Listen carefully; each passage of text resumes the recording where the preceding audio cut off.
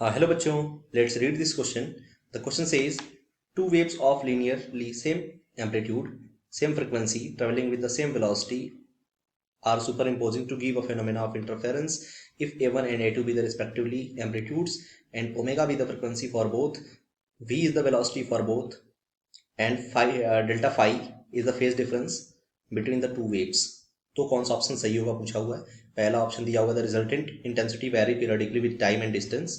दूसरा दिया हुआ है the resultant intensity I mean by I max equals to A one minus A two by A one plus A two whole square is obtained and third is given as you can see both the waves must have been travelling in the same direction but must be coherent. ठीक है। और चौथा option दिया हुआ है I R यानी कि total net intensity या फिर resultant intensity equal to I one plus I two plus two root of I one I two cos phase difference.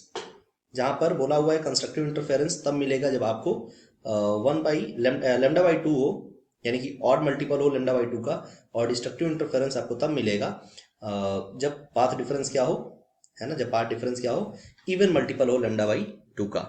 ठीक है। चलो इस क्वेश्चन को देखते हैं। सबसे पहले हम देखते हैं की कॉन्सेप्ट क्या है इसका।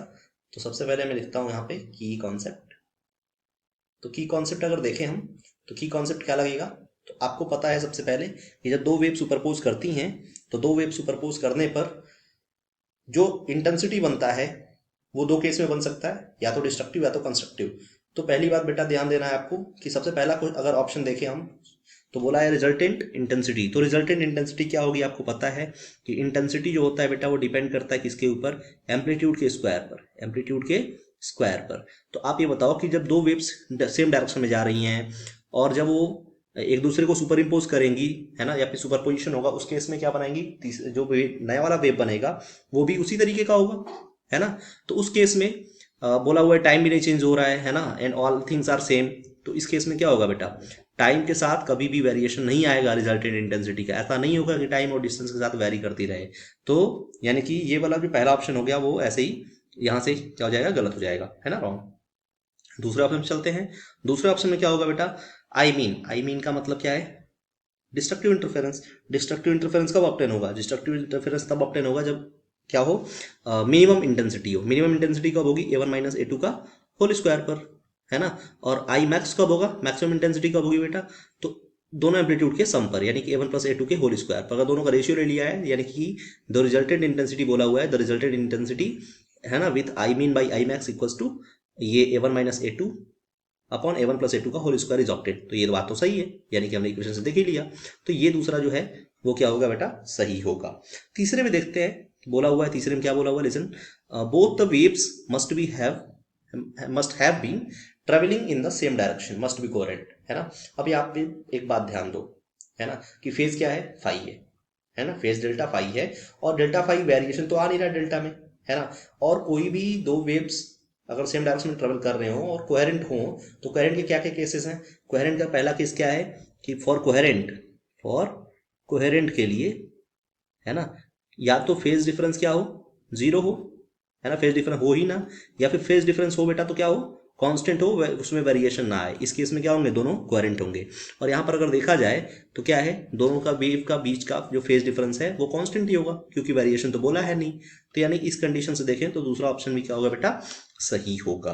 अगर हम फोर्थ पे आते हैं, फोर्थ में क्या ऑब्जर्व होता है हमें, लेट्स रीड।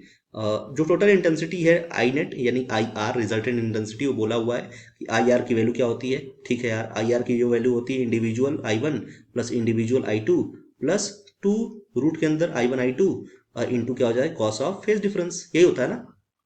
अगर यहाँ पर देखें तो बेटा कंस्ट्रक्टिव इंटरफेरेंस के लिए आपको फॉर्मूला पता होगा कि कंस्ट्रक्टिव इंटरफेरेंस के लिए फॉर्मूला जो होता है ना, वो क्या आता है, कंस्ट्रक्टिव इंटरफेरेंस के लिए जो पाथ डिफरेंस है ना बेटा, कंस्ट्रक्टिव इंटरफेरेंस के लिए जो पाथ डिफरेंस है वो इवन मल्टीपल होना चाहिए, इवन मल्टीपल होना चाहिए, किसका मल्टीपल होना चाहिए, इवन मल्टीपल होना चाहिए लेमडा बाई टू का। ठीक है, बात समझ में आया। और डिस्ट्रक्टिव इंटरफेरेंस के लिए क्या होना चाहिए, ऑड मल्टीपल होना चाहिए, ऑड मल्टीपल होना चाहिए किसका, लेमडा बाई टू का। लेकिन यहाँ पर क्या दिया हुआ है, यहाँ पर बेटा दिया हुआ है कि for constructive interference odd multiple, है ना।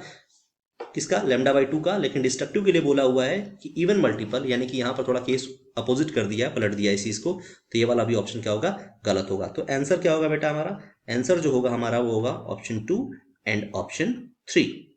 I hope you understood it well. Thank you, all the best.